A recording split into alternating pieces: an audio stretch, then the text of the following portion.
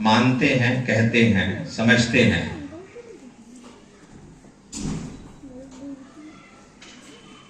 तो यहां देखा होगा अलग अलग तरह से लोगों ने प्रयास किए हैं 70 सालों में कि जो विचारधारा हमें मिली थी हमारे महासमनों द्वारा, उस पर हम चलते रहें, आगे बढ़ते रहें। हम एक वंदना करते हैं इस देश में, जिसमें हम 3 लाइनें बोलते हैं, उसका अर्थ काफी व्यापक है। बुद्धं शरणं गच्छामि, धम्मं शरणं गच्छामि, संघं शरणं गच्छामि। तो जो हम तीसरी लाइन बोलते हैं संघं शरणं गच्छामि, वो संघ गया कहां, था कहां, किस रूप में था, कभी ढूंढने की, जानने की चेष्टा की या नहीं की, यह आकलन का विषय है। क्योंकि ये सभी जानते हैं कि जब सिद्धार्थ गौतम बुद्ध नहीं हुए थे तो एक संघ हुआ करता था जिससे उनको पनिश किया गया था इसके द्वारा। तो इससे सिद्ध होता है, इसको सभी लोग जानते कि संघ तो था, लेकिन संघ कहां गया। वंदनाएं खूब हो रही हैं, विहार बहुत बन रहे हैं, हम इकट्ठा होने का काम भी कर रहे हैं, लेकिन प्रश्न वही है कि ऐसा हो क्यों नहीं रहा। अभी आप लोग देखते होंगे जितने पढ़े लिखे लोग हैं या अनपढ़ भी, हम जानते हैं कि अगर एक्सपायर दवाई खा लें तो हमारा बचना मुश्किल है। जो दवाई का पत्ता होता है उस पर लिखकर का जो लिखा होता है इसकी एक्सपायरी डेट ये है, उसको देखकर खरीदते हैं और घर में जो गार्जियंस या बड़े होते हैं उसको देखकर बच्चों को खिलाते हैं। तो क्या हमने देखा कि जो व्यवस्था बाबा साहब ने अपने पूरे जीवन में बनाई थी, सोची थी, समझी थी, और उन्होंने अपने शरीर को,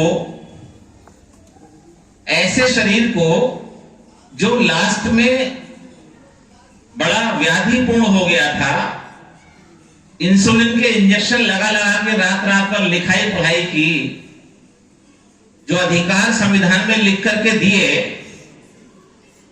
जिनसे हमारा जीवन बदला, उस जीवन बदलने के बाद में हमने क्या किया। हमने जो एक आदेश दिया था हमें, बी ऑर्गेनाइज, इकट्ठा रहिए, इकट्ठा हो जाइए, हमने उसका मतलब गलत समझ लिया। संगठित रहिए, हमने समझ लिया संगठन बनाइए। बाबा साहब ने 3 जगह इकट्ठा किया था, SC, ST, OBC, अधिकार देने के लिए।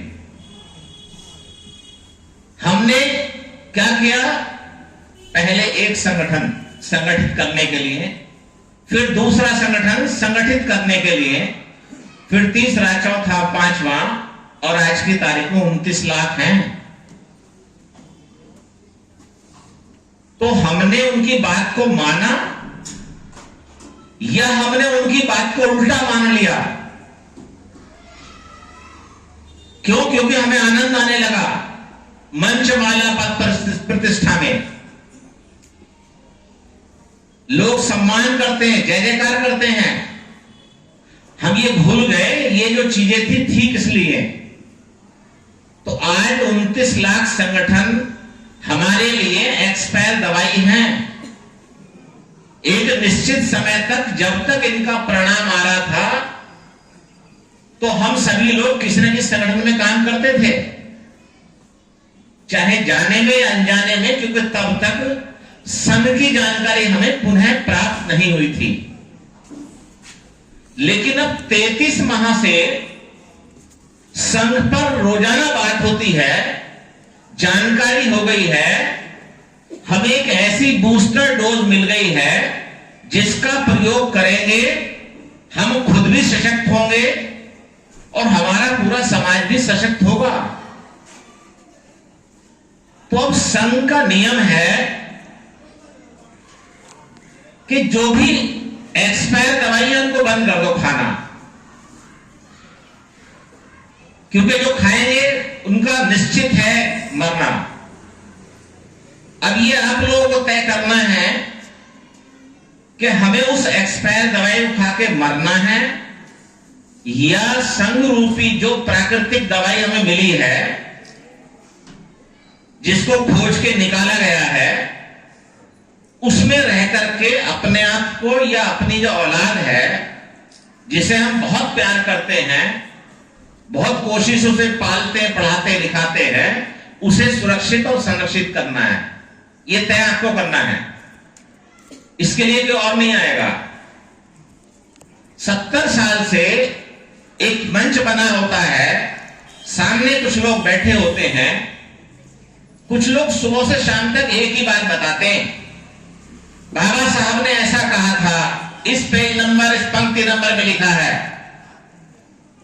किसी ने ये नहीं पूछा कि वो जो बाबा साहब ने कहा था वो हमसे ही कहा था या तुमसे भी कहा था, क्योंकि पूछने का मंत्र तंत्र नहीं था।